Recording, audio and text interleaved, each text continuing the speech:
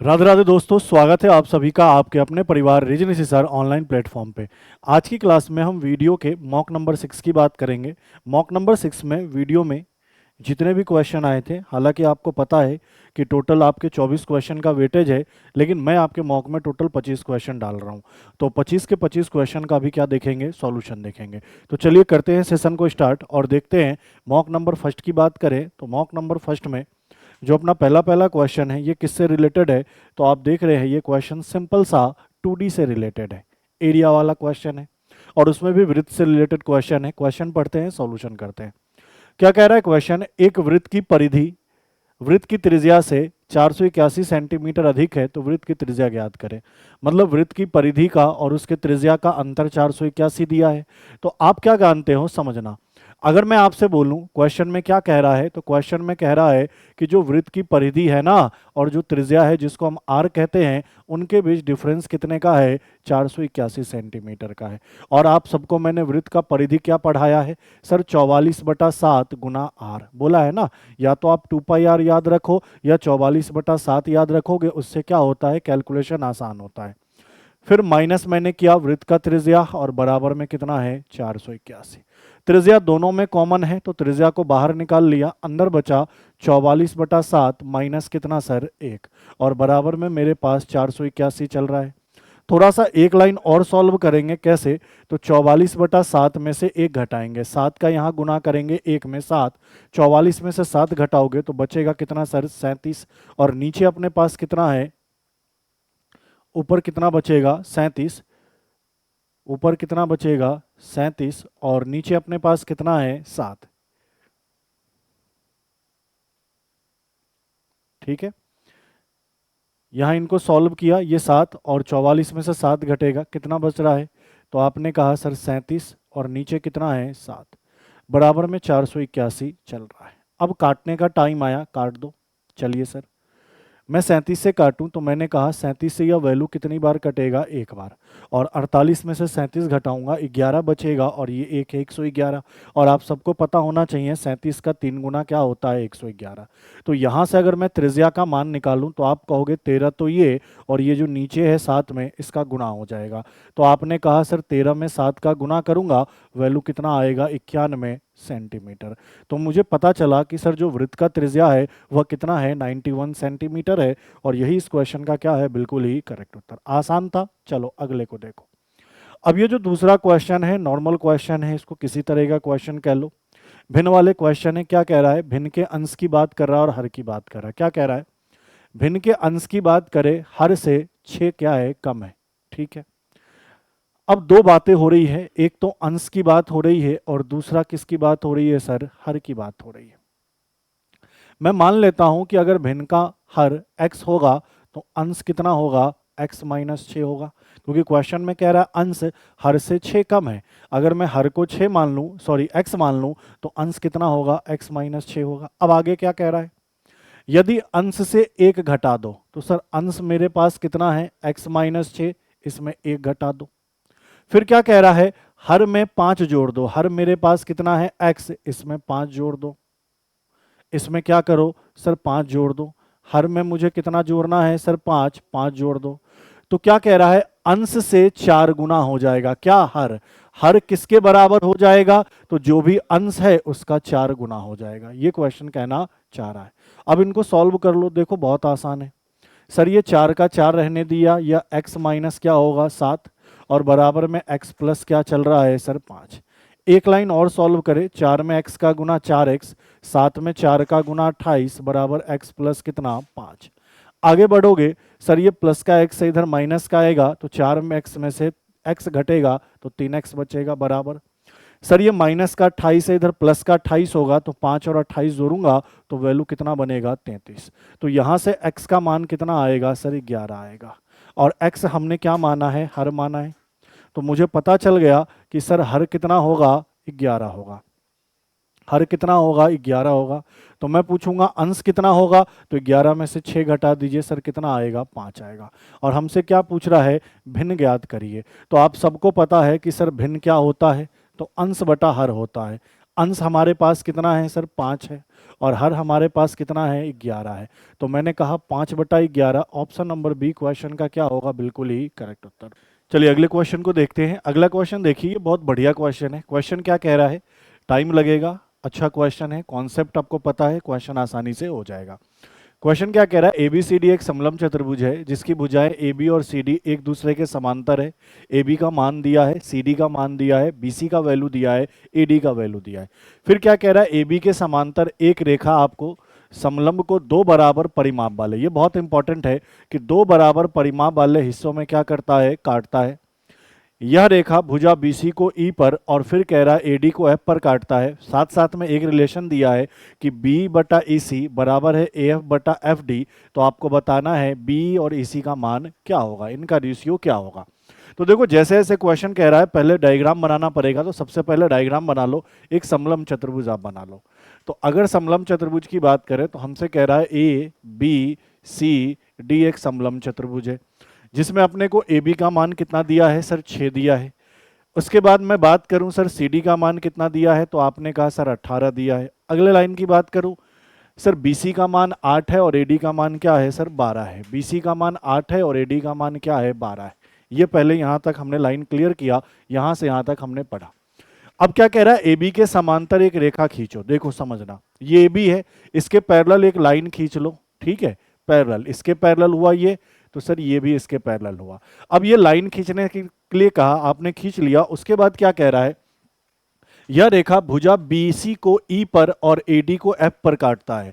मतलब बीसी को ई वाले पॉइंट पे काटता है और एडी को एफ वाले पॉइंट पे काटता है। लेकिन साथ साथ में ये कहा कि जैसे ही मैंने ये पैरेलल लाइन इसके समांतर खींचा ना, ये समलंब चतुर्भुज दो बराबर समलंब चतुर्भुज में क्या हो गया, बट गया। दो बराबर परिमाप वाले समलंब चतुर्भुज में क्या हो गया, बट गया। कहने का मतलब एक समलंब चतुर्भुज आपको ये दिख रहा है, दूसरा समलंब चतुर्भुज आपको ये दिख रहा है, दोनों का परिमाप क्या है, बराबर है। तो मैं यहां लिख देता हूं, क्वेश्चन में हमसे कहा गया कि अगर मैं समलंब चतुर्भुज ए बी ई और एफ की बात करूं, ये समलंब चतुर्भुज है, इसका परिमाप बराबर है समलंब चतुर्भुज किसके, तो इनके, F E C D, F E C D, इनके क्या है, बराबर है। इन दोनों का परिमाप आपस में क्या है सर, बराबर है, ऐसा हमसे कहा गया है क्वेश्चन के अंदर, ठीक है।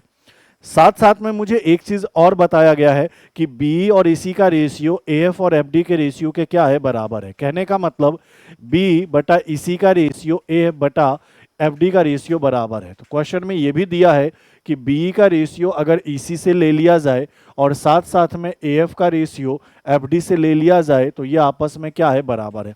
अब ये दो रिलेशन दिए हैं, इन्हीं दोनों रिलेशन से हमें किसका मान निकालना है, बी बटा इसी का मान निकालना है। अब कैसे निकालेंगे, तो सबसे पहले तो कलर करें चेंज, फिर देखो समझो। कह रहा है सर दोनों का परिमाप बराबर है, इस वाले का और इस वाले का परिमाप बराबर है, तो एक रिलेशन यहां से निकलेगा। दूसरा ये रेशियो आपस में बराबर है, तो एक रिलेशन यहां से निकलेगा। मुझे नहीं पता कि सर इस बी का मान क्या है, इसी का मान क्या है, तो मैं अपने मन से कुछ भी मान लूं। मैं मान लेता हूं कि बी का मान क्या है, एक्स है। तो सर मैं इसी का मान क्या कहूंगा, क्योंकि मुझे पता है कि सर यहां से यहां तक अगर 8 है, यह वैल्यू मैंने x लिया, तो यह वैल्यू कितना हो जाएगा, तो आप कहोगे सर 8 माइनस क्या होगा, x होगा। 8 माइनस क्या होगा, x होगा। मुझे AF का मान नहीं पता, मैं मान लेता हूं ये y है, तो FD का मान क्या होगा सर, टोटल 12 है, 12 में से y घटाएंगे तो 12 माइनस क्या होगा, y होगा। तो यहां से मुझे एक चीज पता चल गया, सर इसको x माना तो ये 8 माइनस x है, इसको x माना तो ये 8 माइनस क्या है, x है, और इसको अगर मैंने y माना तो सर ये 12 माइनस क्या है, y है। इनको अगर मैं सॉल्व करूं तो सॉल्व करूंगा तो सर ये वैल्यू बनेगा 12x माइनस क्या, xy, और बराबर इनको गुना करूंगा तो क्या बनेगा, 8y माइनस क्या, xy। अब मुझे बताओ ये प्लस का और ये माइनस का, जैसे ये माइनस का वैल्यू इधर जाएगा प्लस का, तो xy से xy कट जाएगा, तो मेरे पास बचा 12x किसके बराबर, 8y के बराबर। थोड़ा और कैलकुलेशन करो, 4 से इसको 2 बार काटा, 4 से इसको 3 बार काटा, तो मैंने कहा इस साइड तो मेरे पास 3 गुना x बच रहा है और इस साइड 2 गुना y बच रहा है। इसको थोड़ा सा और सॉल्व करके लिखूं तो मैं ऐसा लिख सकता हूं कि सर x बटा y का मान क्या होगा, तो आपने कहा सर x का मान 2 होगा और y का मान क्या होगा, 3 होगा। ये रिलेशन हमने कहां से निकाला, तो ये जो रिलेशन दिया था क्वेश्चन में वहां से। अब अगला रिलेशन क्या दिया है कि सर दोनों का परिमाप बराबर है, तो सर परिमाप क्या होता है, चारों भुजाओं का योग। तो सर इनकी चारों भुजाओं को जोड़ लेंगे, 6 + x। अच्छा, इसकी लंबाई पता नहीं तो इसको एफ ई ही ले लो, ठीक है, प्लस इसकी लंबाई क्या है, वाई है। ये इस वाले का परिमाप आया। अब इस वाले के परिमाप की बात करें तो क्या होगा, इनकी लंबाई प्लस इनकी लंबाई प्लस ये लंबाई प्लस ये लंबाई। तो आपने कहा सर एफ ई प्लस इस वाले की लंबाई कितनी, 8 - x, प्लस इसकी लंबाई कितनी दी गई है, 18, और प्लस इसकी लंबाई क्या दी गई है, 12 - y। अब इनको अगर मैं सॉल्व करूं तो ध्यान से देखना सर ये एफ ई से एफ ई कट जाएगा, प्लस का उधर जाएगा माइनस का, बोलोगे जी सर। यहां मेरे पास बच रहा है सर x + y, ठीक है, और प्लस का कितना, 6।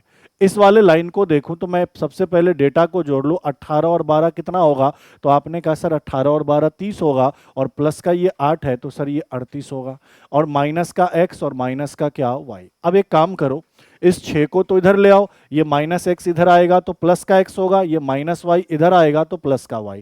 तो ये x इधर आएगा तो x में x जुड़कर 2x हो जाएगा, ये y इधर आएगा तो y में y जुड़कर 2y हो जाएगा, और इधर 38 माइनस क्या हो जाएगा, 6 हो जाएगा। बोलो हाँ या ना, कि सर ये 18 + 12 30 और प्लस कितना सर ये 8। तो आपने कहा सर ये वैल्यू कितना बनेगा, 32।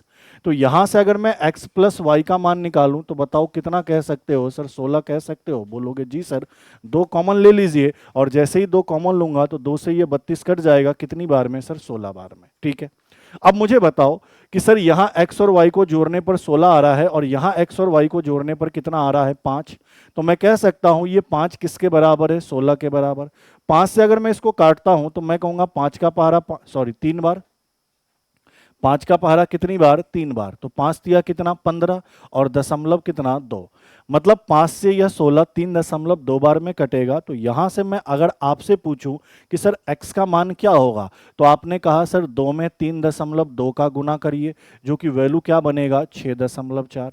मैं पूछूं y का मान क्या होगा, तो आपने कहा सर यहां 3.2 का गुना कीजिए तो यह वैल्यू कितना होगा, 9.6। बोलोगे जी सर। हमसे क्या बोला है कि बी और ईसी का रेशियो बताना है, हमसे यही तो कहा है कि सर बी और ईसी का रेशियो बताना है।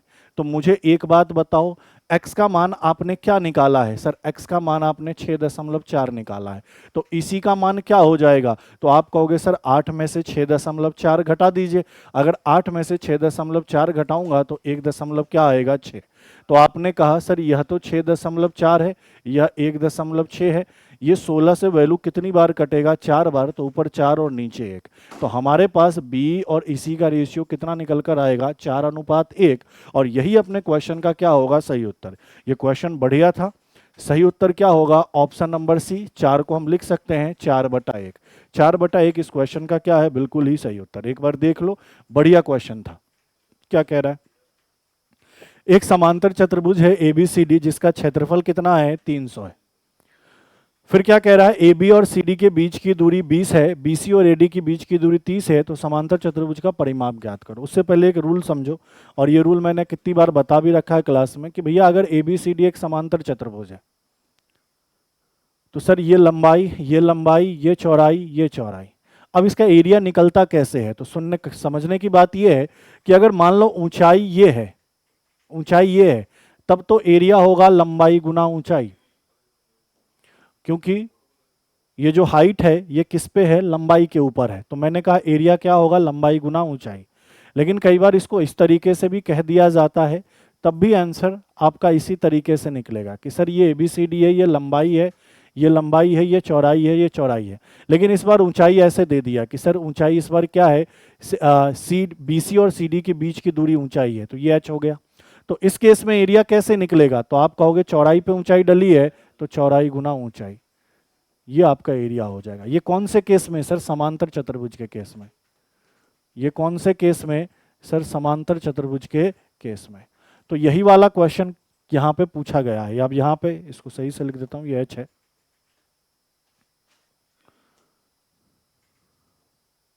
ठीक है। अब इसी केस से क्वेश्चन पूछा गया, देखो यहां पे कह रहा है ABCD एक समांतर चतुर्भुज है। मैं एक ही डायग्राम में दोनों चीज लिख दूंगा, सर ये ABCD है, अगर ये L तो ये L, ये B तो ये B, समांतर चतुर्भुज आमने सामने की भुजा बराबर। अब क्या कह रहा है, AB और CD के बीच की दूरी 20 है, मतलब इनके और इनके बीच की ऊंचाई 20 दी गई है, ठीक है। अब क्या कह रहा है, इस BC और DA या AD की बीच की दूरी क्या है, 30 है। तो कहने का मतलब यहां से यहां ये कितना दिया है, 30 दिया है। तो मुझसे कह रहा है समांतर चतुर्भुज का परिमाप निकालो। परिमाप के लिए सर लंबाई पता होना चाहिए और चौड़ाई पता होना चाहिए, तभी तो परिमाप निकालेंगे।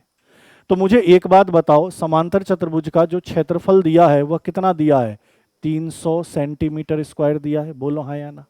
और समांतर चतुर्भुज का क्षेत्रफल कैसे निकालते हैं, अगर आधार में L लूंगा तो ऊंचाई मुझे 20 लेना होगा, तो मैंने कहा आधार गुना ऊंचाई बराबर कितना, 300। और ऊंचाई यहां पे कितना मैंने लिया है सर, 20 लिया है। तो बताओ 20 से इस वैल्यू को मैं काटूं तो लंबाई मेरा कितना आ जाएगा, 15। अच्छा, इस तरीके से भी तो एरिया निकाल सकते हैं सर, 300 सेंटीमीटर स्क्वायर दिया है तो एरिया ये भी तो हो सकता है चौड़ाई गुना ऊंचाई। कब, कि सर ऊंचाई अगर 30 लेंगे तो सर आधार क्या लेना पड़ेगा, B, क्योंकि चौड़ाई पे ये ऊंचाई दी हुई है। तो बोलोगे जी सर। तो आपने कहा सर अगर मैं चौड़ाई ऊंचाई 30 लूंगा तो क्या करूंगा, चौड़ाई गुना 30 बराबर कितना, 300। 30 से यह वैल्यू कितनी बार कटा, 10 बार। तो आपने कहा सर चौड़ाई कितना आ गया, 10 आ गया। तो यहां से मुझे लंबाई का पता चल गया, सर ये लंबाई 15 था, सर ये भी 15, चौड़ाई ये 10 है और ये भी कितना है, 10 है। तो परिमाप नहीं निकल जाएगा। परिमाप क्या होगा, तो आप कहोगे 2 गुना लंबाई 15, चौड़ाई 10, इनका योग 15 5 25, 25 गुना 50 सेंटीमीटर। तो सर परिमाप अपना क्या होगा, 50 सेंटीमीटर, ठीक है। और समांतर चतुर्भुज का क्षेत्रफल क्या होता है, लंबाई गुना ऊंचाई होता है, ठीक है। लेकिन लंबाई गुना ऊंचाई, क्योंकि ऊंचाई लंबाई आधार पे है, खींची गई है, लेकिन चौड़ाई पे अगर ऊंचाई खींची जाए तो सर क्षेत्रफल क्या होगा, चौड़ाई गुना ऊंचाई। तो ये वाली बात आपको पता है तो डायरेक्ट हो जाता है, ये बेसिक से डायरेक्ट भी कर सकते थे, इतना टाइम लेने की जरूरत नहीं थी। 20 से इसको काटते 15, एक लंबाई हो जाता, और 30 से इसको काटते 10, दूसरा चौड़ाई हो जाता, और आंसर आप निकाल लेते 2 गुना लंबाई प्लस चौड़ाई लगाकर। आगे देखो 5वें को। अब क्या कह रहा है, त्रिभुज BPQ सर्वांगसम है, ये सर्वांगसम का निशान है, त्रिभुज ASR के है। सर दो त्रिभुज है, समझना, एक त्रिभुज कौन सा है, BPQ, और दूसरा त्रिभुज कौन सा है सर, ASR।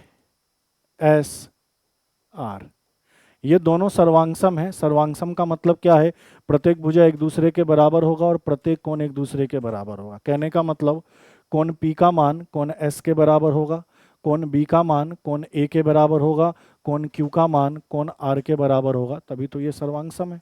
या फिर प्रत्येक भुजा जैसे PB AS के बराबर, PQ SR के बराबर, BQ AR के बराबर, ठीक है। अब देखो आगे क्या कह रहा है, आगे कह रहा है कि कोण A की बात करे, कोण R/3 की बात करे और कोण S की बात करे, ये बराबर है। तो बताओ रेशियो में आपने ये सीख नहीं रखा है कि इसके नीचे कुछ नहीं है तो एक है, इसके नीचे कुछ नहीं है तो एक है। इसका मतलब अगर कोण A का, कोण R का और कोण S का मैं रेशियो निकालना चाहूं तो निकाल सकता हूं। कैसे, सर इसके नीचे क्या है 1, तो कोण A का रेशियो 1, R के नीचे क्या है 3, तो कोण R का रेशियो 3, और S के नीचे क्या है 1, तो कोण S का रेशियो 1। और त्रिभुज कोई भी हो, तीनों कोण मिलाकर 180 डिग्री होते हैं, तो यहां अगर मैं तीनों कोण मिलाऊंगा तो सर यह कितने का बनेगा, 5 का, 3 1 4 और 1 5। और तीनों कोण मिलाकर कितने डिग्री का होता है सर, 180 डिग्री का। तो 5 से कितनी बार में कटेगा सर, 36 बार में कटेगा। तो मैं आपसे पूछूं कोण A कितना होगा, तो यहाँ 36 का गुना होते ही ये 36 डिग्री। कोण B कितना होगा, तो 3 में 36 का गुना कर, सॉरी कोण R कितना होगा, तो 3 में 36 का गुना करोगे 108 डिग्री, और कोण S कितना होगा, 1 में 36 का गुना करोगे तो सर 36 डिग्री। तो यहाँ से मुझे पता चला सर कोण A का मान तो 36 डिग्री है, कोण R का मान 108 डिग्री है, और कोण S का मान 36 डिग्री है, तभी तो तीनों मिलाकर 180 है। अब हमसे पूछ क्या रहा है, हमसे पूछ रहा है कि कोण Q का मान ज्ञात करें। तो मैंने कहा सर कोण Q कौन सा है, ये वाला है, इसका मान कोण आर के बराबर होगा। तो अगर कोण आर 108 है तो कोण क्यू भी कितना होगा, 108 होगा, क्योंकि अगर त्रिभुज सर्वांगसम है तो कोण आर और कोण क्यू का वैल्यू बराबर है, और दोनों कोण आर 108 है तो कोण क्यू भी 108 होगा।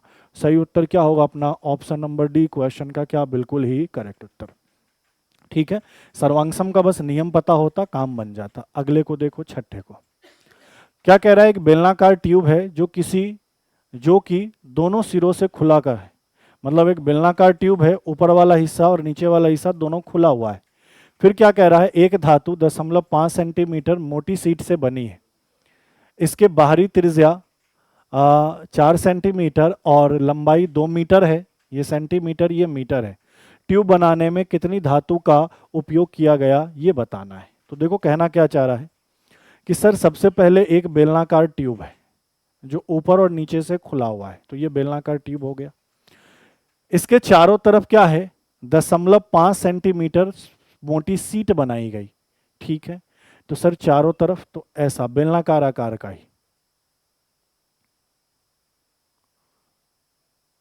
कितनी मोटी, तो सर इसकी जो चौड़ाई है ना, यहां से यहां, इसकी जो चौड़ाई है वह कितना है, 0.5 सेंटीमीटर का है, ऐसा कह रहा है। फिर क्या कह रहा है, बाहरी त्रिज्या, मतलब सर ये अंदर वाली वृत्त की त्रिज्या हो जाएगी और ये पूरी बाहर वाली वृत्त की त्रिज्या होगी, यहां से यहां तक। तो सर इस बाहरी त्रिज्या का मान कितना है, 4 सेंटीमीटर है। बोलो हाँ या ना। फिर क्या कह रहा है, लंबाई कितनी है, 2 मीटर है। मतलब यहां से यहां तक की लंबाई 2 मीटर है, तो 2 मीटर को 200 सेंटीमीटर लिख सकते हैं, क्योंकि सर सब सेंटीमीटर में है तो इसको भी सेंटीमीटर में बदल दे, 200 सेंटीमीटर लिख सकते हैं। तो आपको बताना है ट्यूब बनाने में कितना धातु लगा। तो मुझे एक बात बताओ, मुझे इसका ही तो मान निकालना है, ये जो चौड़ाई है, ये जो बार बार ये जो खाली स्थान बच रहा है, इसका ही तो मान निकालना है। इस वाले का ही तो मान निकालना है, इस वाले का। यही तो मोटाई है उस धातु की। बोलोगे जी सर। तो सर इसका मान निकालने के लिए क्या कर सकते हैं, सर ये जो बाहर बाहर वाला बेलनाकार आकार का आकृति है ना, उसमें से ये अंदर जो बेलनाकार आकृति है उसको घटा दे, तो सर इसका मान निकल जाएगा। लेकिन किसको घटाएंगे, तो सर आयतन को घटाएंगे। बाहर वाले बेलनाकार आकृति के आयतन में से अंदर वाले बेलनाकार आकृति के आयतन को घटा देंगे, तो सर इसका मान निकल कर आ जाएगा। तो मुझे अगर पता करना है कि ट्यूब बनाने के लिए कितनी धातु का उपयोग किया गया, और साथ साथ में लिख दिया था ना सेंटीमीटर क्यूब, तो इससे समझ में आ गया कि कहीं ना कहीं किसकी बात कर रहा है, आयतन की बात कर रहा है। तो बस आयतन निकाल लेंगे। कैसे निकालेंगे आयतन, तो मैं कहूंगा सर बाहर बाहर वाले का आयतन, तो सर बेलन का आयतन क्या होता है, पाई आर स्क्वायर एच। बोलो हाँ या ना। अच्छा, फिर पाई आर स्क्वायर एच, ये बाहर वाला, ये कैपिटल आर लिखा तो बाहर वाले की त्रिज्या को दर्शाता है, ये बड़ी वाली त्रिज्या 4 को, और स्मॉल आर इसको दर्शाता है। ठीक है, तो मैंने कहा सर यहां से पाई और एच कॉमन लिख लें, तो R square minus R square बच जाएगा। अब ये आर क्या है, बाहर वाले वृत्त बेलन की त्रिज्या, और ये अंदर वाले बेलन की त्रिज्या। बाहर वाले बेलन की त्रिज्या कितनी है सर, 4 है। पाई को पाई रहने दो। ऊंचाई तो सर इसकी दे रखी है 200, तो ऊंचाई तो 200 रख दो।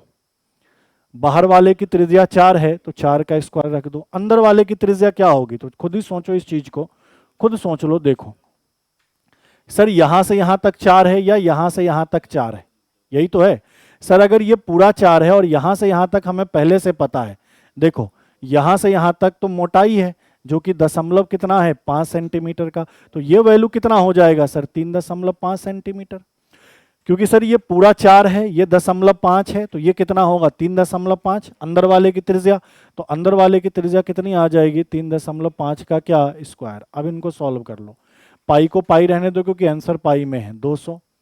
अब इसको बैठाओ ए स्क्वायर माइनस बी स्क्वायर के फॉर्मूले पे, तो ए स्क्वायर माइनस बी स्क्वायर क्या होता है, ए प्लस बी गुना ए माइनस बी। मतलब एक बार दोनों को जोड़ दो, जोड़ोगे तो कितना आएगा, 7.5, और एक बार दोनों को घटा दो, घटाओगे तो कितना आएगा, 0.5। अगर मैं दशमलव हटाऊं तो नीचे 100 लिख दूं।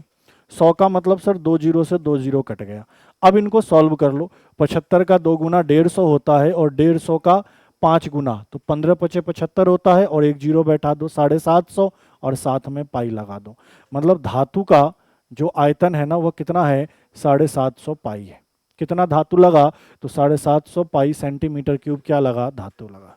ठीक है, क्वेश्चन समझ जाते हैं तो काम आसानी से हो जाता कि बाहर वाला जो धातु है, बाहर वाला जो बेलन है, उसके आयतन में से अंदर वाले बेलन के आयतन को घटा दो, काम खत्म, आंसर आ जाएगा। अगले क्वेश्चन को देखो। नेक्स्ट क्वेश्चन क्या है, क्वेश्चन नंबर 7 क्या कह रहा है, 28 सेंटीमीटर भुजा वाले समचतुर्भुज का एक कोण 60 डिग्री का दिया है, तो इसके बड़े विकर्ण की लंबाई बतानी है। दो विकर्ण होंगे, एक बड़ा विकर्ण होगा, एक छोटा विकर्ण होगा, उसमें से बड़े वाले का आपको क्या बताना है, लंबाई। तो सबसे पहले डायग्राम बनाओ, डायग्राम बनाते ही चीजें क्लियर हो जाएगी। सर अगर कोई भी चतुर्भुज समचतुर्भुज है तो हमें पता है सबसे पहली बात चारों भुजा बराबर होंगी। तो आपने कहा सर अगर ABCD समचतुर्भुज है तो हर एक भुजा 28 का होगा, हर एक भुजा की लंबाई क्या होंगी, बराबर होगी। ये बात क्लियर। अब कह रहा है एक कोण 60 डिग्री का है, तो इनमें से कोई भी एक कोण आप 60 डिग्री का ले सकते हो, आपकी इच्छा, आप जो लेना चाहो वो कोण 60 डिग्री का ले लो। तो आपने कहा कि सर मैंने मान लिया ये कोण 60 डिग्री है, ये वाला कोण मैंने कितने डिग्री का ले लिया, 60 डिग्री का। तो आप कहोगे इसके सामने जो दूसरा कोण है ये भी कितने डिग्री का होगा, 60 डिग्री का, क्योंकि समचतुर्भुज में आमने सामने का कोण क्या होता है, बराबर होता है, और संगत कोणों का योग 180 होता है। तो अगर ये 60 है तो इसका संगत कोण ये होगा, तो सर ये वैल्यू कितने डिग्री का बनेगा, 120 डिग्री का। सर ये वैल्यू भी कितने डिग्री का बनेगा, 120 डिग्री का। मतलब अगर मुझे एक कोण पता था तो मैंने समचतुर्भुज का चारों कोण निकाल लिया। सामने वाला कोण तो कितने का हुआ सर, तो सामने वाला कोण अपना हुआ 60 डिग्री का, और संगत कोण कितने का हुआ, 120 डिग्री का। ठीक है, उसके बाद आपको पता है कि समचतुर्भुज का विकर्ण कोण को बराबर भागों में बांटता है, ये वाली बात भी आपको पता होनी चाहिए। तो आपने कहा सर एक विकर्ण AC होगा, दूसरा विकर्ण BD होगा, यही दो तो विकर्ण होंगे। तो सर विकर्ण कोण को बराबर भागों में बांटेगा, इसका मतलब ये पूरा 60 है तो यह वैल्यू कितने डिग्री का, 30 डिग्री का, यह भी कितने का, 30 का। यह पूरा 60 है तो सर यह वैल्यू भी 30 डिग्री का, यह वैल्यू भी 30 डिग्री का। यह पूरा 120 है तो सर यह वैल्यू भी 60 डिग्री का, यह वैल्यू भी 60 डिग्री का। यहां भी यह 60 का और ये 60 का। एक चीज और पता होना चाहिए, सर समचतुर्भुज का विकर्ण एक दूसरे को 90 डिग्री पे बराबर भागों में बांटता है। तो भैया इस पॉइंट को मान लो मैंने O नाम दे दिया, तो मैंने क्या कहा कि सर ये दोनों विकर्ण एक दूसरे पे 90 डिग्री का तो कोण बनाएंगे ही, साथ साथ में इस पूरे विकर्ण को दो बराबर भागों में क्या करेंगे, बांटेंगे। बस इतना रूल आपको पता होना चाहिए, और ये हर एक चीज मैं क्लास में करवा रखा हूं। उसके बाद एक सिंपल सा रूल आपको पढ़ा रखा है, याद करो। आपको मैंने पढ़ाया है कि कोई भी समकोण त्रिभुज हो, कोई भी समकोण त्रिभुज हो, जैसे ये AOB में यही ले लेता हूं नाम, यह कोण आपका मान लो 30 डिग्री है, यह कोण आपका कितना है, 60 डिग्री है, और यह कितना है, 90 है। तो आपको क्या पढ़ाया है सर, 90 के सामने हमेशा कितना होता है, 2 होता है। 60 डिग्री के सामने हमेशा कितना होता है, √3 होता है। और 30 डिग्री के सामने हमेशा कितना होता है, 1 होता है। ये चीज पढ़ा रखा है कि सर 90 डिग्री के सामने रेशियो कितने का बनता है, 2 का, 60 डिग्री के सामने √3 का, और 30 डिग्री के सामने कितने का, 1 का। तो मैंने ये वाला ही डायग्राम यहाँ से उठा लिया है, इस वाले डायग्राम को मैं यहाँ से उठाकर यहाँ पे शिफ्ट कर दिया हूँ ताकि आपको समझने में आसानी हो।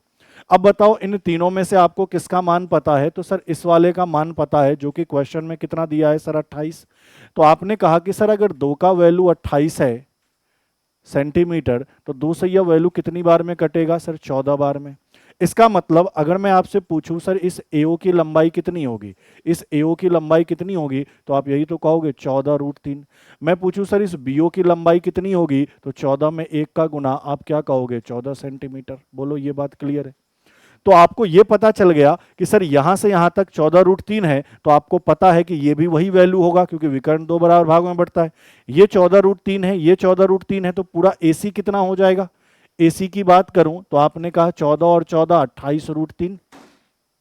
अगर मैं BD की बात करूं तो आपको पता है BO का मान कितना है, 14 है, तो सर OD का मान भी 14 होगा, तो 14 और 14 कितना हो जाएगा, 28। मतलब BD का मान कितना होगा, 28। तो आपको पता चला एक विकर्ण 28√3 का है, दूसरा विकर्ण 28 का है। आपसे कौन सा विकर्ण पूछ रहा है, बड़ा वाला, तो इसमें बड़ा वैल्यू कौन होगा सर, 28√3 होगा। अपना जो सही उत्तर हो जाएगा वो क्या होगा, 28√3 इस क्वेश्चन का क्या है, बिल्कुल ही करेक्ट उत्तर। तो बेसिक लॉजिक पता होता, आसानी से आप इस क्वेश्चन को क्या करते, सॉल्व कर पाते। क्या कह रहा है, चीनी की कीमत में 20% की वृद्धि की गई, चीनी की खपत में कितने % की कटौती करे कि चीनी के व्यय में कोई चेंज ना आए। तो आपको बता रखा है कि मूल्य में खपत का गुना करोगे तो खर्च आएगा, और खर्च आपका चेंज नहीं होना चाहिए, सेम है, तो इसका मतलब क्या है, खर्च का उल्टा क्या होगा, खपत, सॉरी, मूल्य का उल्टा क्या होगा, खपत होगा। अब क्वेश्चन में सिंपल कह रहा है मूल्य 20% बढ़ गया, मतलब पहले 100 था तो अब 120 हो गया, तो खपत क्या होगा, इसका उल्टा 120 से 100। तो हमसे पूछा खपत में कितने की कमी, सर 20 की कमी।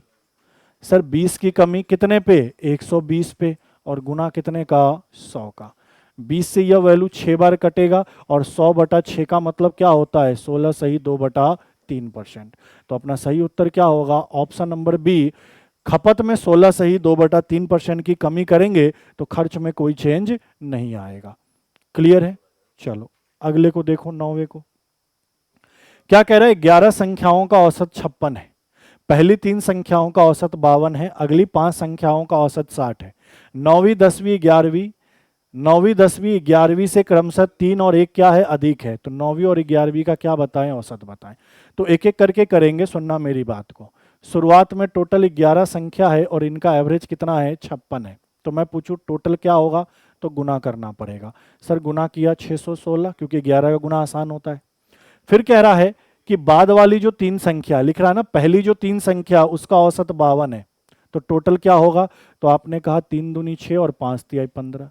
फिर कह रहा अगली 5 संख्या इसका औसत कितना है, 60 है, तो टोटल कितना होगा सर, 300 होगा। तो यहां से यहां तक हमने क्वेश्चन को पढ़ लिया। अब मुझे एक बात बताओ, सर ये टोटल 8 संख्या होगा, 5 और 3 8, इन 8 संख्याओं का टोटल वैल्यू कितना आया, 456 आया, 300 और 156 456। इस 11 संख्याओं के टोटल में से 8 संख्या का अगर टोटल मैं घटा दूं, 616 में से 456 घटा दूं, कितना आएगा, 0। 11 में से 5 घटेगा तो 6, और ये 160। ये 160 11 में से 8 संख्याओं का, ये 5 और 3 8 संख्याओं का टोटल घटाया, तो ये 3 संख्याओं का टोटल वैल्यू निकल कर आया। बोलोगे जी सर, और ये 3 संख्या कौन कौन सी है, 9वीं 10वीं और 11वीं, यही तो कह रहा है। ये 3 संख्या कौन कौन सी है, 9वीं, 9th, 10th और 11th नंबर है, यही तो है। अब ये भी कह रहा है कि 9वीं 10वीं 11वीं से 3 और 1 ज्यादा है। अगर 11वीं को x लूंगा तो 9वीं इससे 3 ज्यादा है और 10वीं इससे 1 ज्यादा है, ऐसा क्वेश्चन में कहा गया है। और हमें पता है कि इन तीनों का योग, सुनना, इन तीनों का योग कितना है, 160 है, क्योंकि 11 में से मैंने 8 संख्या घटा दिया तो 3 संख्या बचा, और वो 3 संख्या कौन सा बचा, 9वां 10वां 11वां, तो इनका टोटल 160 यहां से निकाल लिया। तो सर इनका टोटल भी करेंगे तो किसके बराबर लेना पड़ेगा, 160 के बराबर। सॉल्व कर दो इनको। सर x और x कितना होगा, 3x, 3 और 1 4, प्लस का है उधर माइनस का होगा, तो 160 में से 4 घटाऊंगा तो 156 बचेगा। नहीं, 3 और 1 4 घटाया, फिर मैंने 3 से काटा इस वैल्यू को, तो मैंने कहा सर x का मान कितना आएगा, तो 3 पचे 15 और 3 दूनी 6 52 आएगा। इसका मतलब क्या हुआ, इसका मतलब ये हुआ कि सर 11वीं जो संख्या है ना, यह कितनी है, 52 है, क्योंकि x माना था। 10वीं जो संख्या है यह कितनी है, 52 और 1 53 है। और 9वीं जो संख्या है कितनी है, 52 और 3 कितनी है, 55 है। मुझे 9वीं 10वीं और 11वीं तीनों संख्या पता चल गई। मुझसे क्या कह रहा है, 9वीं और 11वीं का औसत, तो 9वीं और 11वीं का एवरेज निकालना है। तो मुझे बताओ 9वीं कितनी है सर, 55 है, 11वीं कितनी है सर, 52 है, और इन दोनों संख्याओं का औसत निकालना है तो 2 का भाग लगेगा। सर इनको मैं जोड़ूंगा 107 आएगा, और 107 का मुझे क्या करना होगा, आधा, तो 53 का 2 गुना हो जाएगा और 0.5 हो जाएगा। तो आपने कहा सर 53 दशमलव कितना, 5, ठीक है ना। 55 और 52, 107, 2 से काटा कितनी बार, 53.5 बार। तो 9वीं और 11वीं का जो औसत है वो कितना होगा, 53.5 होगा। ये चीज आपको यहां से पता चल गया। क्लियर है ये बात। तो देखो ये वाला पेपर है थोड़ा अच्छा, तो टाइम तो लगेगा। अब देखो अगले क्वेश्चन को, 10वें को क्या कह रहा है, 2 धनात्मक संख्याओं का गुणनफल 240 है और उन 2 संख्याओं का अनुपात 3 और 5 है। तो संख्या में 3x ले लूं पहली और दूसरी 5x ले लूं, और इन्हीं का गुणनफल 240 दिया है क्वेश्चन में, यही तो कह रहा है। काट दो ना सर, ये 5 × 15 और x में x का गुना x स्क्वायर बराबर 240। 15 से सीधा सीधा काटो, 15 एकम 15, 24 में से 15 घटाओगे 9 और 1 0 90, 15 छक 90। तो सर एक्स स्क्वायर का मान कितना आया 16, तो एक्स का मान कितना आएगा 4। और एक्स हमने क्या माना था, रेशियो का मान। बोलोगे जी सर। हमसे क्या पूछ रहा है, दोनों संख्याओं का योग। तो सर संख्याओं का योग क्या होगा, पहली संख्या है 3x, दूसरी संख्या है 5x, तो टोटल कितना होगा 8x। और 8 गुना x का मान हमने कितना लिया है 4, तो 8 चौका 32। x का मान, अनुपात का मान कितना निकाला था 4, तो 8 चौका 32 क्वेश्चन का क्या है, बिल्कुल ही करेक्ट उत्तर। ठीक है, अगले को देखो 11वें को। क्या कह रहा है, किसी बेलन के एक वक्र पृष्ठ क्षेत्रफल और कुल पृष्ठ क्षेत्रफल का अनुपात 4 और 7 है। समझना, बेलन का वक्र पृष्ठ क्षेत्रफल, कर्व्ड सरफेस एरिया और टोटल सरफेस एरिया, इसका रेशियो दिया हुआ है 4 और 7। तो मुझे एक बात बताओ, वक्र पृष्ठ क्षेत्रफल बेलन का क्या होता है 2 पाई आर एच, और टोटल सरफेस एरिया क्या होता है 2 पाई आर गुना आर प्लस एच, यही तो होता है। तो यहां साफ साफ दिख रहा है बराबर में कितना 4/7, और यहां साफ साफ क्लियर क्लियर सा दिख रहा है सर 2 पाई आर से 2 पाई आर कट जाएगा, तो ऊपर बचेगा h और नीचे बचेगा r प्लस एच, बराबर कितना 4 और 7। इसका मतलब क्या है, h का मान 4 है, अगर h का मान मैं 4 रखूंगा तो r का मान मुझे 3 लेना पड़ेगा, तभी तो ये दोनों मिलाकर 4 और 3 7 के अनुपात में होगा। बोलोगे जी सर। अब आगे क्या कह रहा है कि सर इसका आयतन, बेलन का आयतन दिया है 4851, तो आपको इसकी त्रिज्या निकालनी है। तो बताओ भाई, बेलन का आयतन दिया है 4851, क्या होता है आयतन, पाई, पाई का मान 22/7, आर स्क्वायर, तो आर कितना है 3 के अनुपात में, त्रिज्या क्या है 3 के अनुपात में, अनुपात के मान को x ले लूं तो 3x का होल स्क्वायर हो जाएगा, तो क्या लिखोगे 9x square. Pi R square और h कितना है, तो सर 4x है, तो h का मान कितना 4x, बराबर कितना 48 और 51। अब इनको क्या करेंगे, सॉल्व करेंगे। तो देखो सॉल्व करो। सर किससे कौन कौन सा वैल्यू कट जाएगा, तो पहले ये देखो, तो 8 4 12, 12 और 6, 8 1 9 5 और 9 से कट जाएगा ये वैल्यू, पहले 9 से काटो, 9 पंचे 45 हो गया, कितना बचेगा 3 और 5, फिर 9 3 27 हो जाएगा, नहीं फिर कितना बचेगा 9 पंचे 45, ये 35, 9 3 27, कितना बचेगा 8 और 1, 9 9 81। ठीक है, अब वापस किससे कट जाएगा, तो अब वापस काटो। सर ये 11 से काटते हैं 2 बार, इसको 11 से मैं काटता हूँ, तो 11 चौका सर 44 हो जाएगा, और 53 में से 44 घटाऊंगा 9 और 9, 11 9 99 हो जाएगा। ठीक है, अब वैल्यू कुछ कट रहा है, नहीं कट रहा है, तो मैंने कहा एक्स स्क्वायर और एक्स क्यूब हो गया, ये 7 भाग में है तो इससे गुना में हो जाएगा 49 गुना 7, और ये 4 दूनी 8 नीचे आ जाएगा। बोलोगे जी सर। तो x का मान क्या होगा सर, इसका घनमूल निकालना पड़ेगा, किसका 49 गुना 7 को मैं लिख सकता हूँ 7 गुना 7 गुना 7, और नीचे 8 है, तो सर 3 बार 7 है तो 1 बार 7 बाहर निकल गया, और 8 का घनमूल कितना होगा 2, तो सर x का मान कितना आया 7/2, और 7/2 x का मान मतलब रेशियो का मान x/2। हमसे क्या पूछ रहा है, त्रिज्या, तो सर त्रिज्या मेरे पास कितना है 3 गुना x है, तो 3, और x का मान कितना है सर 7/2, तो मैंने कहा 7 3 21 और बटा 2, और 7 3 21/2 कितना होगा 10.5, 10.5 सेंटीमीटर की क्या होगी त्रिज्या होगी इस क्वेश्चन का सही उत्तर। ठीक है, तो थोड़ा सा कैलकुलेशन है इस पेपर में, और पेपर टफ भी हो सकता है। मैंने क्या कहा, टफ तो नहीं होगा, मॉडरेट कह सकते हैं, इजी से मॉडरेट, तो ये मॉडरेट है। अब क्या कह रहा है, 3x माइनस 4 का घात 3 है, इसको विस्तार करके x का गुणांक बताएं। किसका गुणांक पूछा है, ये पढ़ लो अच्छे से, x का। तो सबसे पहले आपको a माइनस बी के होल क्यूब का फॉर्मूला पता होना चाहिए। आप सबको पता है a माइनस बी का पावर 3 क्या होता है, a cube minus B cube minus 3ab गुना a माइनस बी, इस वाले फॉर्मूले पे बैठा देना है। चलो बैठाते हैं। सर a का मान 3x है, तो 3x का क्यूब करेंगे तो 27x क्यूब लिख दूं, बोलोगे जी सर माइनस। b का मान 4 है, 4 का घन कितना लिख दे 64, 3 गुना a का मान क्या है 3x, b का मान कितना है 4, a का मान 3x और b का मान कितना है 4, और सरल करो, सर 27x³ माइनस 64, अब इनको 9 कितना 36x, 3x माइनस कितना 4।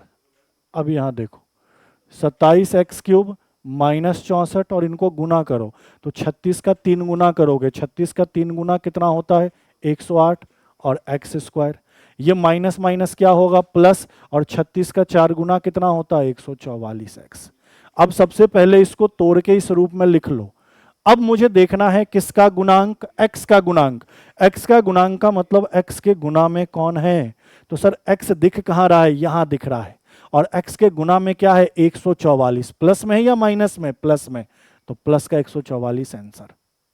मान लो कल होकर यही x के जगह x² कहता तो x² देखते कहाँ है, यहां है, इसके गुना में क्या है 108, प्लस में या माइनस में, तो माइनस का 108 कर देते हैं, ऐसे करते हैं ऐसे।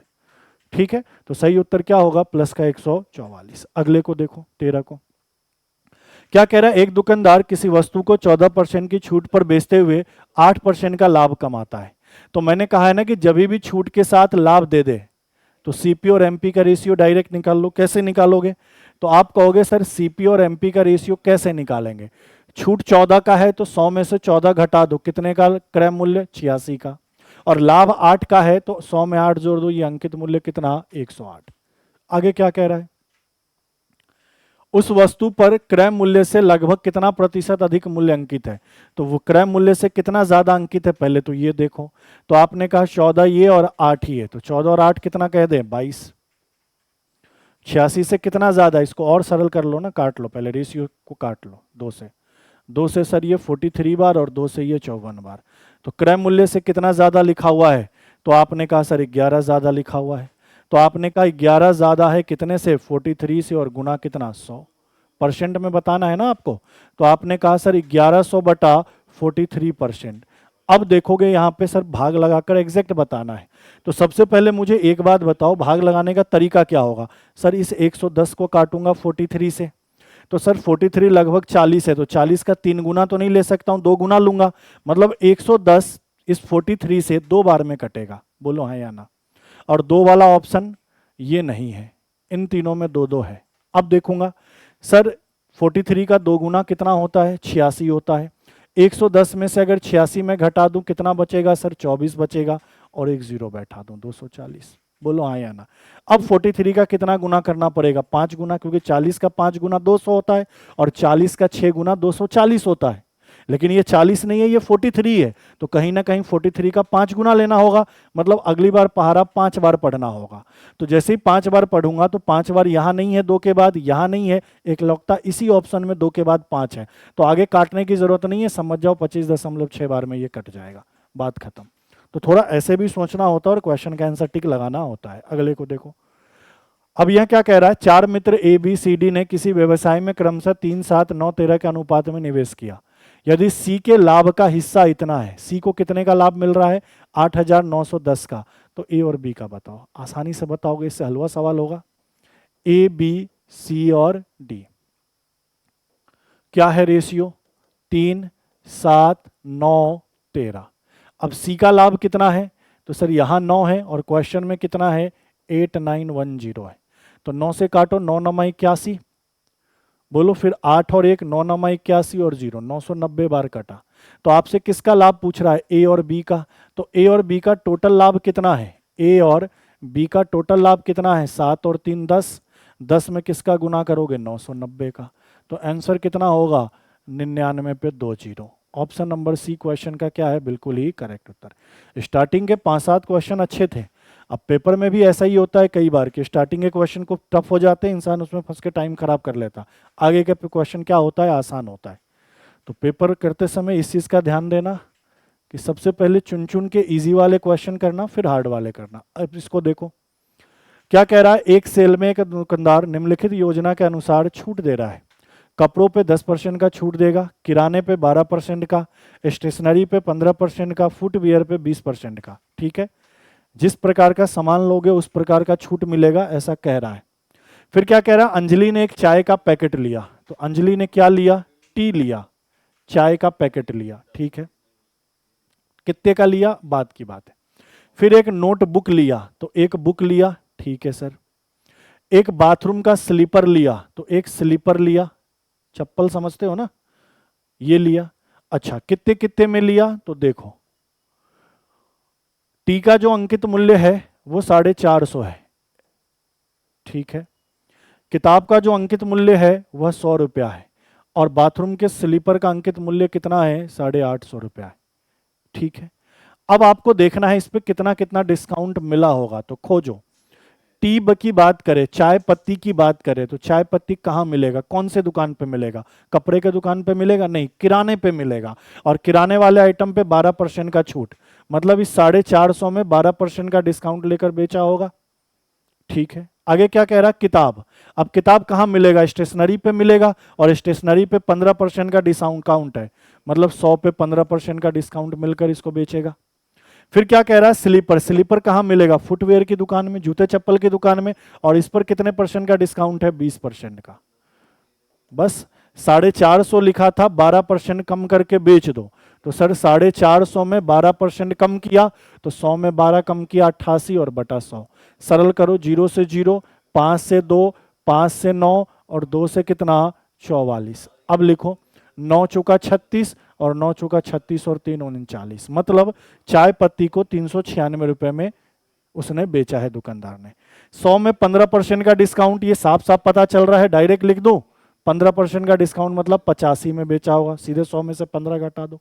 850 में 20% का डिस्काउंट है, तो 850 में 20% कम, मतलब 80 बटा 100 में बेचा होगा। 0 0 0 0 कैंसिल हुआ, तो 8 पंचे 40, कितना 4, 8 में 8 का 64, और 4 68, मतलब क्या हुआ, चाय पत्ती को 396 में बेचा, किताब को 85 में बेचा, और स्लीपर को 680 में बेचा। तो हमसे यही तो पूछ रहा है उसे कितनी राशि चुकानी थी, तो जितने में बेचा होगा उतनी राशि चुकानी थी, सबका टोटल कर लो। सर 6 और 5 11, एक यहां नहीं है, तो ये ऑप्शन हो ही नहीं सकता। अब बताओ 8 8 16, और 8 24, एक 25, एक 26, 6, तो 6 यहीं दिख रहा है, तो यही ऑप्शन हो अच्छा यहां भी दिख रहा है, तो ये ऑप्शन नहीं हो सकता। आगे कहो 6 और 3 9, 9 और 2 11, तो सर यही ऑप्शन हो जाएगा। 1161 रुपये का क्या होगा, बेचा होगा, तो उसने 1161 रुपये क्या किया होगा, पे किया होगा, ठीक है। चलो अगले को देखो, 15 16 को क्या कह रहा है क्वेश्चन। क्वेश्चन कह रहा है राघव अपनी आय का 80% खर्च कर देता है, आय में 12% की वृद्धि है, अब बचत 10% कम है, तो व्यय में कितने परसेंट की वृद्धि हुई। तो आसान है, मैं मान लेता हूं इनकम 100 था, तो खर्च कितना किया 80, तो बचा कितना 20 रुपया। अब कह रहा आय बढ़ गया 12%, तो 100 में 12 बढ़ेगा तो 112 हो गया। खर्च 10% कम हो गया, तो सर 20 का 10% कितना होगा, सर 2 रुपया, 2 रुपया कम कर दो, तो 18 रुपये का क्या हुआ, बचत हुआ। पहले 20 बचत था, अब कितने का है, 18 का बचत है। तो खर्च कितने का होगा, 112 माइनस 18। अरे बोलो हाँ या ना, तो आप कहोगे सर कितने का खर्च हुआ, 96 का, क्योंकि 112 में से 96 घटाऊंगा, 112 में से 96 घटाऊंगा, नहीं 94,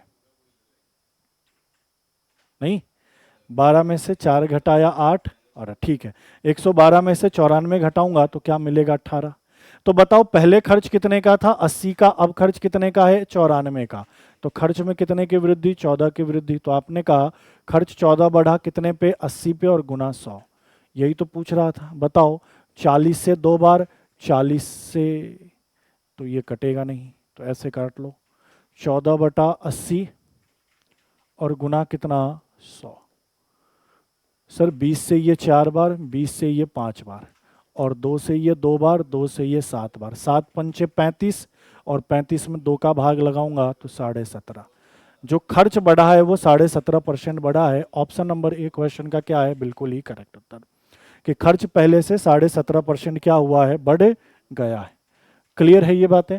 चलो अगले क्वेश्चन को देखो, क्वेश्चन 17 क्या कह रहा है, कितने समय में 4% वार्षिक दर से 10,000 पर उतना ही ब्याज प्राप्त होगा जितना 5% साधारण ब्याज पर 4 वर्ष में 8,000 पर मिलता है। मतलब जितना ब्याज 8,000 पर 4 वर्ष के लिए 5% के हिसाब से मिलता है, उतना ही ब्याज इसको भी मिलता है। तो सबसे पहले इस वाले लाइन को देखो, यहां से यहां तक के लाइन को। यहां ब्याज कितने का मिलेगा साधारण, तो मैंने कहा मूलधन 8,000 का है, गुना समय गुना दर 5 और बटा कितना 100।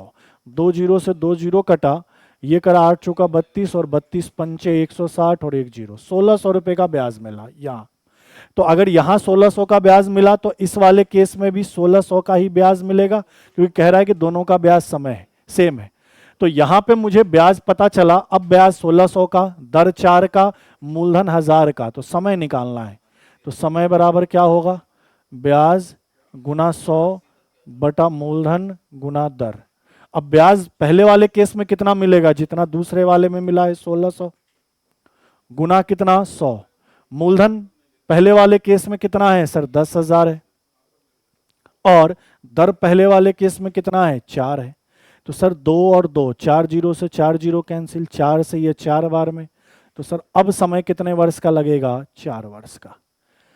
मतलब जितना ब्याज 5% के हिसाब से 4 वर्ष में 8,000 पर मिला है, उतना ही ब्याज 4% के ब्याज दर पर 10,000 रुपए का 4 वर्ष के लिए मिलेगा, ये कहना चाह रहा है। ठीक है, तो सही उत्तर क्या होगा, 4 वर्ष। अगले को देखो 18वें को। अब ये क्या कह रहा है, कोई राशि वार्षिक रूप से चक्रवृद्धि होने वाली 10% वार्षिक ब्याज दर पर 4 वर्षों के लिए जमा की जाती है। 2 वर्ष के अंत में और 4 वर्ष के अंत में मिलने वाले जो ब्याज है उसके बीच अंतर कितना है, 5,082 रुपए का। तो मूलधन निकालना है। तो ओवरऑल क्वेश्चन में दिया क्या है, तो क्वेश्चन में ये कह रहा है 4 साल का जब चक्रवृद्धि ब्याज निकालोगे और 2 साल का जब चक्रवृद्धि ब्याज निकालोगे तो इन दोनों के बीच अंतर कितने का आएगा, 5,082 रुपए का।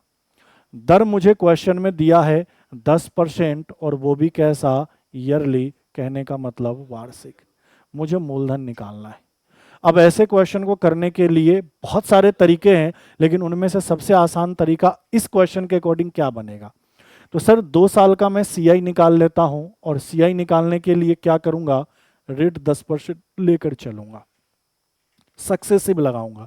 अब सक्सेसिव कैसे लगेगा, सर पहले साल का ब्याज 10, दूसरे साल का ब्याज 10, और फिर ब्याज के ऊपर ब्याज 10 का 10% मिलेगा।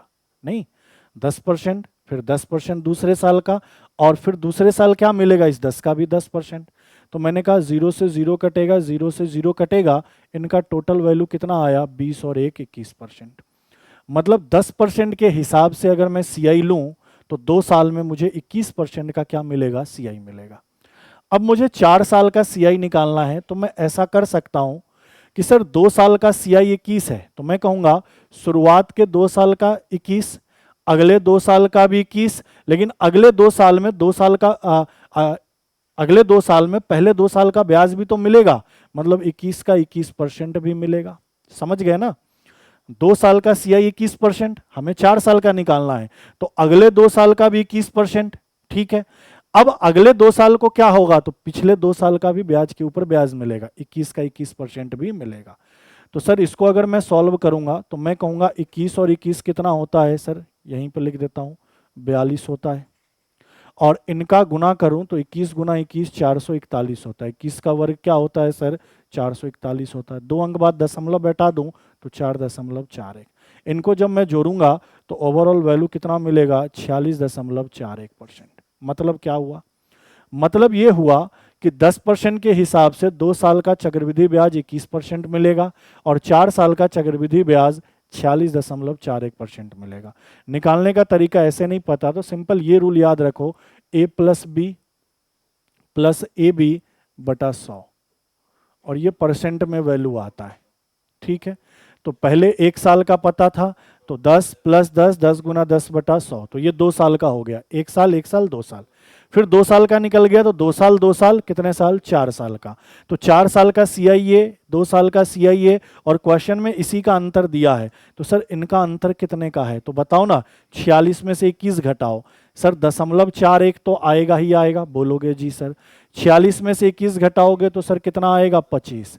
मतलब सर अंतर कितने का है ये, और इसका वैल्यू क्वेश्चन में कितना दिया है, 5082। हमसे कह रहा मूलधन निकाल लो, तो मूलधन 100%, तो 100% का मान क्या होगा, 5082 बटा 100 और गुना कितना, सॉरी 5082 बटा कितना 25.41 और गुना कितना 100। सर ये दशमलव हटा देंगे तो 100 इधर गुना में और आ जाएगा। और मुझे साफ साफ दिख रहा है क्या कि सर 2541 का 2 गुना 5082 हो जाएगा और 2 पे मैं 4 जीरो बैठा दूंगा, तो सर मूलधन मेरे लिए कितना हो जाएगा 20,000। सही उत्तर क्या होगा, ऑप्शन नंबर ए 20,000 इस क्वेश्चन का क्या है, बिल्कुल ही करेक्ट उत्तर। ठीक है, चलो अगले को देखो 19 को। कह रहा ए किसी काम को 16 दिन में, बी उस काम को 12 दिन में कर सकता है। उन्होंने 4 दिन एक साथ काम किया, फिर ए चला गया, शेष काम को बी करता है, तो काम पूरा करने के लिए बी को कुल कितने दिन तक काम करना पड़ा। तो देखो दो बातें हैं, पहले ए की बात हो रही है, ए को 16 दिन का समय लगा, ठीक है। फिर बी की बात करें, बी को 12 दिन का समय लगा, तो सर इनका लैसे ले ले कितना आएगा 48। बोलोगे जी सर, ये टोटल काम आ गया, ये समय है। क्षमता कितना होगा 16 का 3 गुना और 12 का 4 गुना, ठीक है। ए की क्षमता 3, बी की क्षमता 4। अब कह क्या रहा है, सुनना एक एक करके, कि ए और बी शुरू करता है, लिखा है ना, उन्होंने 4 दिन तक एक साथ काम किया। कौन कौन एक साथ काम करेंगे, ए और बी दोनों हैं, तो ये दोनों 4 दिन तक काम करें। 4 दिन बाद ए चला गया, तो बचा कौन, बी, और शेष जो काम बचा है उसको बी कर रहा है। तो पहले मुझे एक बात बताओ, ए और बी मिलकर कितने दिन काम किए, 4 दिन। तो यहां ए और बी की मिलाकर क्षमता कितनी मिलेगी, 4 और 3 7। मतलब एक दिन में अगर दोनों मिलकर 7 काम करेंगे तो 4 दिन में कितने काम करेंगे सर, 28 काम करेंगे। इस 48 में से 28 काम हो गया, तो बचा काम कितना 20, जो बी अकेले करेगा। और बी अकेले इस 20 काम को कितने दिन में करेगा, तो काम 20 है और बी अकेला है, तो बी की अकेले की क्षमता कितनी है 4, 4 का भाग लगाएंगे। 4 से मैंने काटा कितनी बार, 5 बार, मतलब बी अकेला 5 दिन में ये 20 काम कर रहा है। मुझे पता चल गया ए और बी साथ में 4 दिन के लिए थे, बी अकेला 5 दिन के लिए था। अब पूछना क्या चाह रहा है कि काम पूरा समाप्त करने के लिए बी ने कुल कितने दिन काम किए। तो सर बी इस 5 दिन में भी था और बी इस 4 दिन में भी था, तो बी तो पूरा पूरा कितने दिन के लिए था इस काम में, 9 दिन के लिए। तो अपना सही उत्तर क्या होगा, 9 दिन। कि बी कभी गया ही नहीं काम को छोड़कर, शुरू से अंत तक काम कर रहा था और शुरू से अंत तक टोटल 9 दिन में काम हुआ, तो बी भी 9 दिन तक काम में रहा होगा। सही उत्तर क्या होगा, 9 दिन। अगले को देखो 20 को, क्या कह रहा है, एक नाव धारा की दिशा में 12 किलोमीटर प्रति घंटे की चाल से और धारा के विपरीत दिशा में 4 किलोमीटर प्रति घंटे की चाल से। अच्छा, धारा की दिशा में जाने का मतलब क्या है सर, डाउन स्ट्रीम में जो स्पीड है वह कितना दिया है सर, 12 किलोमीटर पर आवर। और विपरीत दिशा का मतलब अप स्ट्रीम में, कहने का मतलब अनुकूल दिशा में चाल कितना है सर, 4 किलोमीटर। हमसे किसका चाल पूछा है, नाव का। तो नाव का चाल निकालने के लिए क्या करेंगे, अनुकूल और प्रतिकूल के चाल को जोड़ना है और 2 का भाग लगाना है। यही सबसे बेसिक समझाया था। बोलोगे जी सर, काट दो, कितना आ गया 8 किलोमीटर पर आवर। अगर मान लो धारा का चाल पूछ रहा होता तो अनुकूल प्रतिकूल को घटाकर 2 का भाग लगा देते, वही अपना आंसर हो जाता। तो ये तो आसान था। अगले को देखो 21 को, क्या कह रहा है, ए बी सी किसी काम को 4 दिन में, ए और सी उस काम को 4.5 दिन में। तो बताओ इस 4.5 दिन को मैं 9/2 लिख दूं क्या, ठीक है सर। अब क्या कह रहा है, बी और सी 12 दिन में कर सकता है, तो सी अकेला उस काम को कितने दिन में करेगा। तो देखो क्या क्या कहा है, ए है, बी है, सी है, कितने दिन का समय लगा, 4 दिन का। ए और सी को कितने दिन का, 4.5 मतलब 9/2 दिन का। और फिर कह रहा है बी और सी है, इसको कितने दिन का समय लग रहा है, 12 दिन का। तो सर इनका लैसे ले लो सबसे पहले, तो काम आ जाएगा। अब लैसे 4 का, 9 का और 12 का, नीचे वाले का मत लेना, 4 9 और 12 का लैसे लो। 4 9 12 का लैसे कितना आया, 36। अब इसके नीचे 1 है, इसके नीचे 2 है और इसके नीचे 1 है, तो 1 2 1 का एचसीएफ 1 होता है, तो यहाँ 1 लिखने की जरूरत नहीं। मतलब इनका लैसे निकालोगे तो कितना आएगा, 36 आएगा। अब बताओ 4 से यह वैल्यू कितनी बार कटेगा, 9 बार। तो क्षमता कितना, 9। 9/2 से कितनी बार कटेगा, तो 9 से तो ये 4 बार कटेगा, इस 4 में 2 का गुना कर दो, 8 बार में कट जाएगा। मतलब 4.5 से 36 8 बार में कटेगा। 12 से कितनी बार में कटेगा, 3 बार में कटेगा। तो ये जो 9 क्षमता है ए बी सी की है, ये जो 8 क्षमता है ए और सी का है, और ये जो 3 क्षमता है बी और सी का है।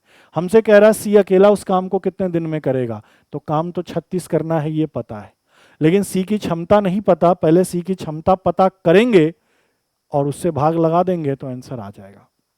अब कैसे पता करोगे, तो सोचो जरा। सर ये ए बी सी तीनों मिल जाए तो इनकी क्षमता 9 है, तो इसमें अगर मैं बी और सी की क्षमता जो कि कितनी है 3, अगर इसमें से मैं बी और सी की क्षमता घटा दूं तो ए बी सी में से बी और सी कट जाएगा तो ए का क्षमता निकलेगा। बोलोगे जी सर कितना निकलेगा, तो घटा दो, 9 माइनस 3 कितना 6 निकलेगा। बोलो हाँ या ना। और जैसे ही ए की क्षमता मुझे 6 पता चल गई और मुझे पता है ए और सी मिलाकर कितना है सर 8 है, तो सर सी की क्षमता कितनी रखनी पड़ेगी 2। बोलो हाँ या ना। तो मुझे पता चल गया सर सी की क्षमता कितनी है 2, तो 2 से यहाँ भाग लगा दो।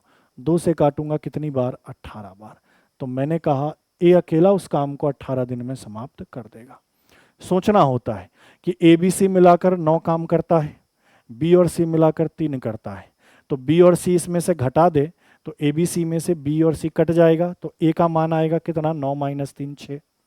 अब 6 ए का मान आ गया तो सी का मान क्या रखे कि दोनों मिलकर 8 हो जाए, तो मैंने कहा 2 रखो, 2 से भाग लगा दिया, सी की क्षमता पता चल गई, सी का समय पता चल गया। आगे देखो 22 नंबर क्या कह रहा है, धारा की दिशा में किसी नाव की चाल धारा के विपरीत दिशा में जाने की चाल से 2.5 गुना है। देखो धारा की दिशा में मतलब अनुकूल दिशा में, और धारा की विपरीत दिशा में मतलब प्रतिकूल दिशा की चाल दी है। कह रहा है अनुकूल का चाल प्रतिकूल का 2.5 गुना है। अगर ये 2 माने तो इसका 2.5 गुना कितना ले ले 5। यही तो कह रहा है कि इसका 2.5 गुना है। जो अनुकूल का चाल है ना उसमें 2.5 का गुना करेंगे तो प्रतिकूल का चाल आएगा, डाउन स्ट्रीम का चाल आएगा। अब क्या कह रहा है, नाव धारा की दिशा में 30 किलोमीटर और धारा की विपरीत दिशा में समान दूरी तय करने में 7 घंटे का समय लेता है। मतलब यहां से यहां तक दूरी है 30 किलोमीटर की। मान लो धारा की दिशा ये है, धारा इस दिशा में जा रहा है, तो नाव एक बार यहां से यहां गया और वापस यहां से यहां आया तो टोटल 7 घंटे का टाइम लगा। तो मुझे एक बात बताओ, चाहे यहां से यहां गया चाहे यहां से यहां आया, दोनों ही केस में दूरी तो 30 ही तय किया। और दूरी अगर 30 ही तय किया तो दूरी सेम हो गया क्या दोनों के लिए, बोलोगे जी सर। और आपको पढ़ाया है दूरी बराबर चाल गुना समय। दूरी अगर सेम हो गया तो चाल का उल्टा क्या होता है, समय। तो चाल का रेशियो पता है, उल्टा करते ही समय आ जाएगा क्या 2 और 5। बोलोगे जी सर। अनुकूल और प्रतिकूल कुल मिलाकर समय 7 घंटे का, तो यहां भी कुल मिलाकर समय कितने का 7 का। इसी 7 का मान क्वेश्चन में 7 घंटा दिया है तो कितनी बार में कटेगा, 1 बार में। तो मैं पूछूं अनुकूल की दिशा में समय कितना लगा, 2 में 1 का गुना 2 घंटे। प्रतिकूल दिशा में समय कितना लगा, तो 5 में 1 का गुना 5 घंटे। मतलब इस 7 घंटे में से 2 घंटे तो जाने में लगे अनुकूल दिशा में और विपरीत दिशा में आने में 5 घंटे लगे। हमसे पूछा क्या है, धारा की दिशा में नाव की चाल। धारा की दिशा में नाव की चाल मतलब अनुकूल की चाल पूछ रहा है, अनुकूल दिशा में स्पीड पूछ रहा है। बोलो हाँ या ना। तो सर दूरी कितनी तय करी अनुकूल दिशा में 30 की, और किसने समय में 2 घंटे में, तो 2 का भाग लगा दीजिए। दूरी बटा समय चाल 15 किलोमीटर पर आवर कि अनुकूल दिशा में 15 की चाल से वह जा रहा है।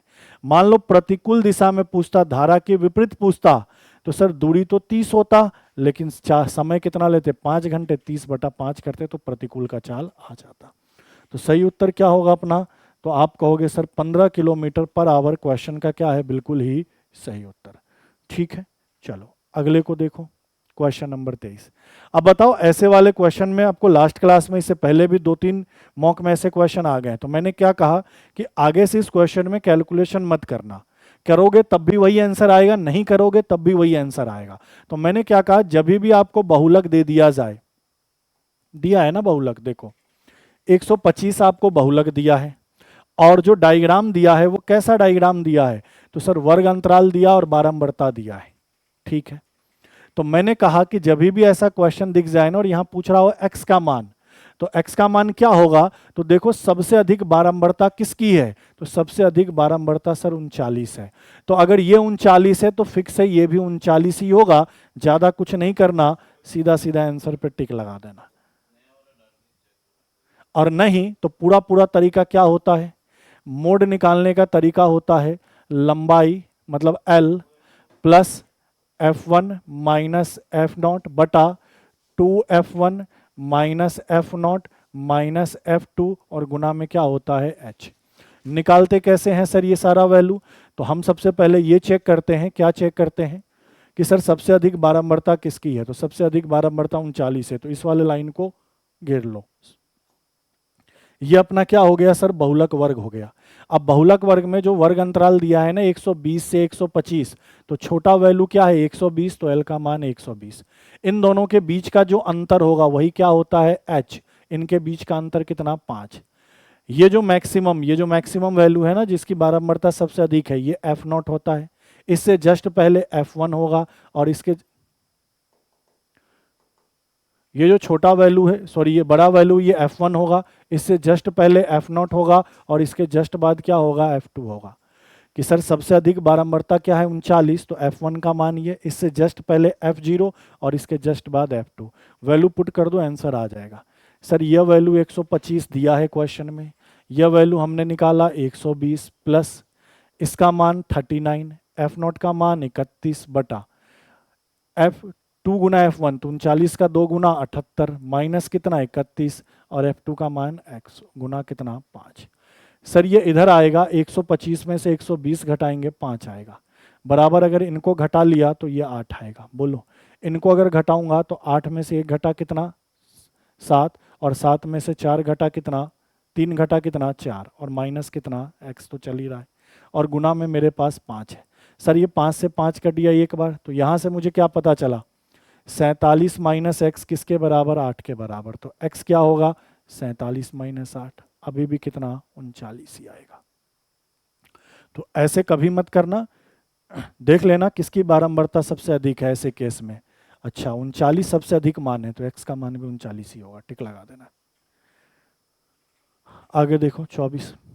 अब क्या कह रहा है इसका जीसीडी निकालो, कहने का मतलब एचसीएफ निकालो। तो एचसीएफ निकालने से पहले इसका गुणनखंड करना पड़ेगा, तो करो। सर इस वाले पद का पहले गुणनखंड करें, 2 को 2 रहने दे, ये ए स्क्वायर माइनस बी स्क्वायर पे बैठ रहा है, तो फॉर्मूला क्या होता है ए प्लस बी गुना ए माइनस बी। तो इस वाले का गुणनखंड ये आ गया, ठीक है। अब इस वाले पद का भी गुणनखंड करेंगे, चलिए सर करते हैं। 5 का 5 रहने दीजिए, a cube minus B cube क्या होता है, तो आपने फॉर्मूला पढ़ा है ए माइनस बी गुना a square plus b square plus a गुना बी। अब ये इसका गुणनखंड आ गया। अब मुझे इनका एचसीएफ निकालना है, तो देखना है दोनों में कॉमन कौन है, जो दोनों में अवेलेबल होगा वो वैल्यू लेना है। तो सर दोनों में अवेलेबल कौन है, तो सर x प्लस वाई नहीं है, x माइनस वाई दोनों में, यहाँ भी और यहाँ भी, तो सर x माइनस वाई ले लेंगे। अब देखेंगे मिनिमम पावर क्या है x माइनस वाई का, तो x माइनस वाई का मिनिमम पावर एक ही है ना, तो सर यही मेरा क्या हो जाएगा HCF। x माइनस वाई क्या होगा HCF। HCF के लिए दोनों में कॉमन वैल्यू को लिख देते हैं, फिर पावर चेक करते हैं कि सबसे कम पावर x माइनस वाई का कहाँ है, यहाँ है यहाँ है, तो दोनों जगह एक ही पावर है, तो इससे कम है नहीं, तो इसका पावर भी एक ही होगा, मतलब x माइनस वाई का पावर 1, तो x माइनस वाई। आगे देखो, अब कह रहा है कि जब m का पावर 12 है माइनस 1 को अगर मैं भाग लगाऊं ना m प्लस 1 से, तो शेषफल क्या आएगा, रिमाइंडर क्या आएगा, शेष क्या आएगा ये बताना है। तो यहां भाग लगाकर टाइम खराब नहीं करना, सिंपल जिससे भी भाग देना है ना उसको 0 के बराबर कर दो, m प्लस 1 को 0 के बराबर कर दो। तो यहां से m का मान क्या आया -1। अब जो मान m का आया इसमें पुट कर दो, वही मेरा रिमाइंडर होगा। तो m का मान -1 लिख दिया, उसके ऊपर पावर 12 -1। बताओ -1 का पावर 12 सम है, 12 क्या है सम संख्या, तो माइनस को खत्म कर देगा, तो यहाँ 1 आएगा प्लस का, यहाँ माइनस का 1, और दोनों को घटा देंगे तो 0। मतलब इसमें इसको भाग लगाऊंगा तो पूरा पूरा कट जाएगा, कहने का मतलब रिमाइंडर क्या बचेगा 0। पूरा भाग विधि से भाग लगाकर चेक करते नहीं हैं, डायरेक्ट इस तरीके से काम करते हैं ऐसे केस में। ठीक है, तो ये आपके 25 क्वेश्चन थे मॉक नंबर 6 में। अच्छा लेवल था पेपर का इस बार। मिलते हैं आपसे अगली क्लास में, आज के लिए इतना ही। थैंक यू, धन्यवाद।